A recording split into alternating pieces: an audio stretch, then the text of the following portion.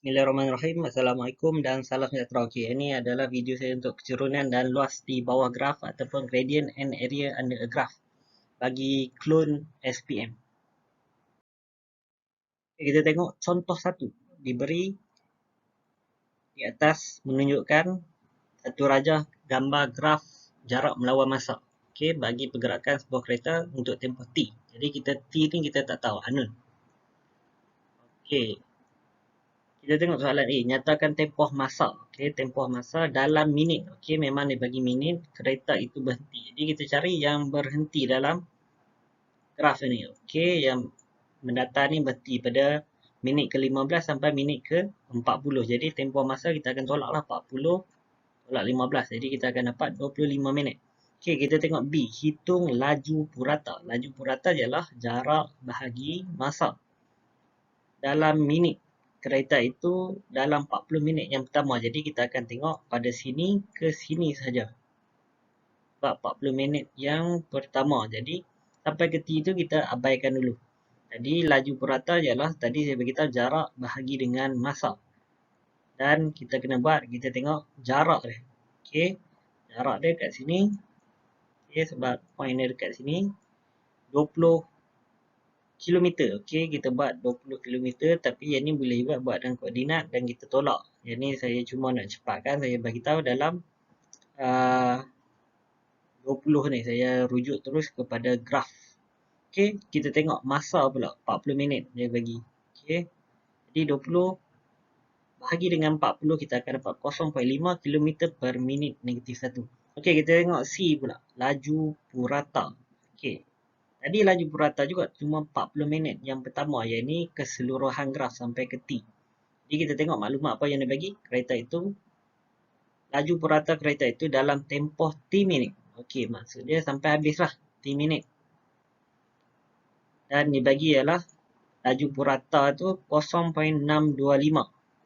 Hitung nilai T. Dia nak cari nilai T masa.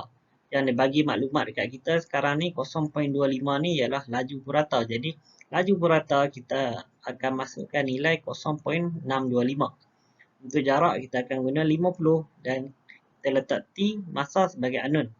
Jadi kita akan pindahlah kat sini. Okey. 0.625 turun bawah dan T akan naik atas. Jadi kita akan dapat ialah 50 bahagi 0.625. Jadi kita akan dapat ialah 80 minit. Okey. Boleh buat di contoh di latihan 1 ikut yang sama juga, cuma saya ubah nilai saja. Okay, ini adalah latihan 1 sebab saya akan terangkan cuma contoh. Jadi latihan ni boleh buat sendiri dan boleh refer jawapan yang saya ada buat dengan warna merah tu. Okay, kita tengok contoh 2. Rajah di atas menunjukkan graf laju melawan masa. Okay, tadi jarak melawan masa. Ini laju melawan masa bagi pergerakan satu zarah dan tempoh S. T saat. Okay, T itu unknown. Okay, kita tengok soalan A. Nyatakan tempoh masa. Okay, dia nak tempoh masa dalam saat. Okay, graf kita memang bagi saat. Zarah itu bergerak dengan laju seragam. Okay, kita akan tengok mana laju seragam dalam graf. Okay, kita tengok dekat sini lah. Okay, saat ke-6 sampai saat yang ke-11. Tadi bezanya dengan jarak melawan masa ialah bila mendatar, jarak melawan masa dia dalam keadaan rehat ataupun berhenti. Tapi untuk laju melawan masa ni, bila dia mendatar, itu adalah laju seragam. Okey, kita tengok yang A dulu. Tempoh masa.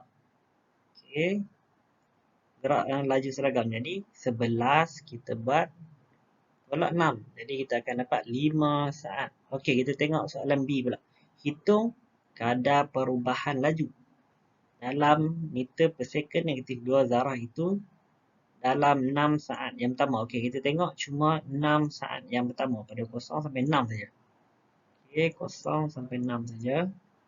Hitung perubahan laju. Perubahan laju ni ialah kalau kita tengok dekat sini, perubahan laju tu sama juga, iaitu kecerunan. Cuma kita nak tengok, kita nak ambil dekat mana perubahan laju tu. Okey, kita ambil dekat point ni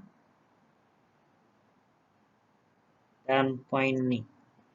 Ataupun segitiga ni sebab 6 saat yang pertama. Okey, saya dah buat warna merah tu.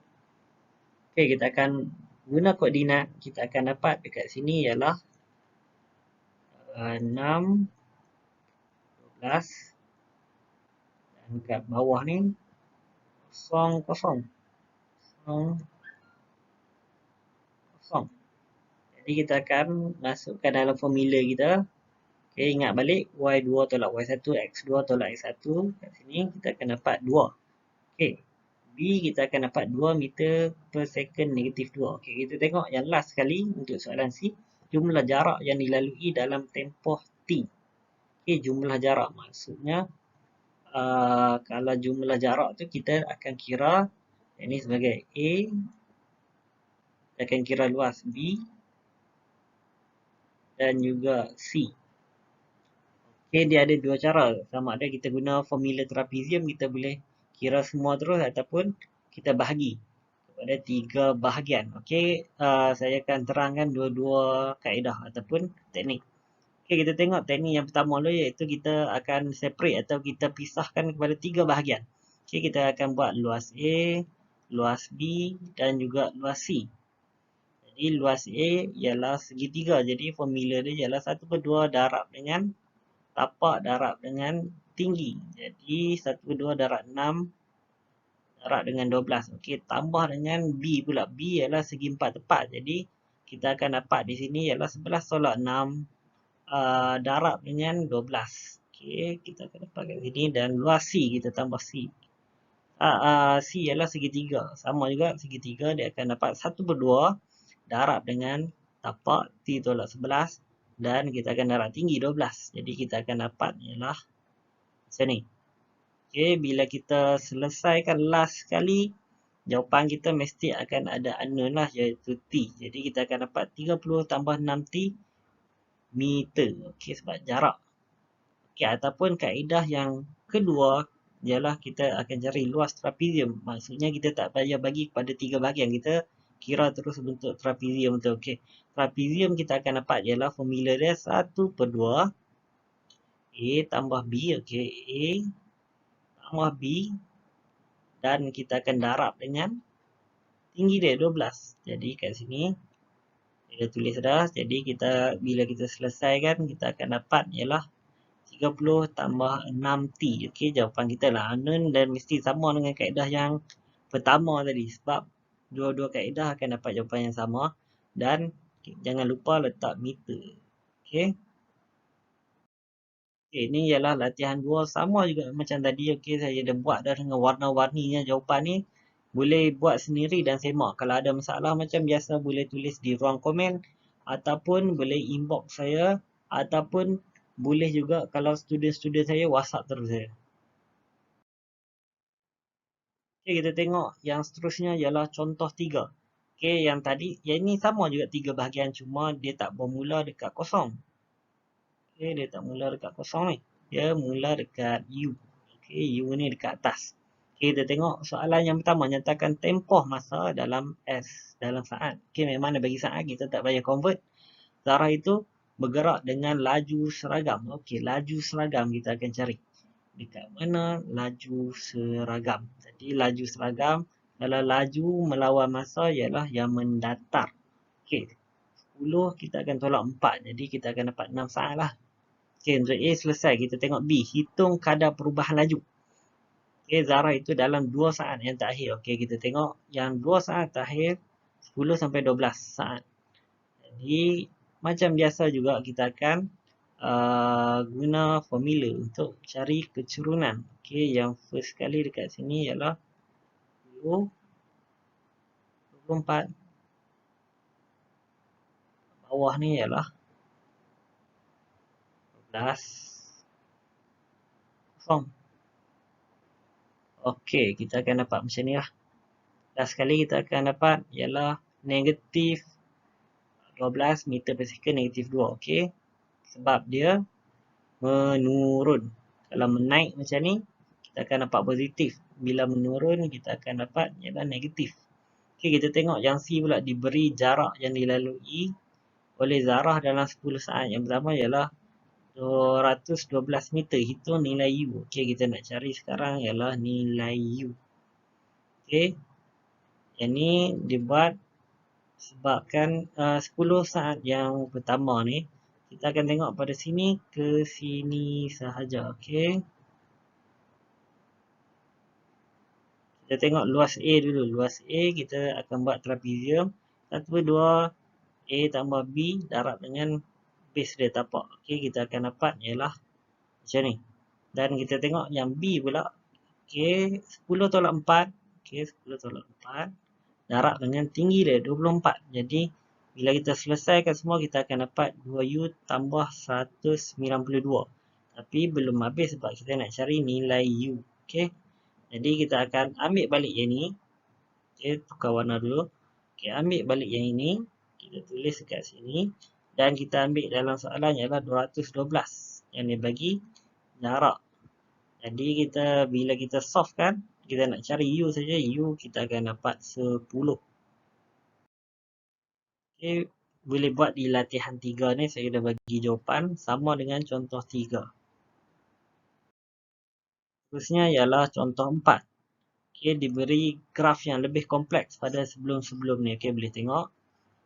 Okey, graf CDE mewakili pergerakan zarah A. Graf FG mewakili pergerakan zarah B. Okey, kita tengok soalan A.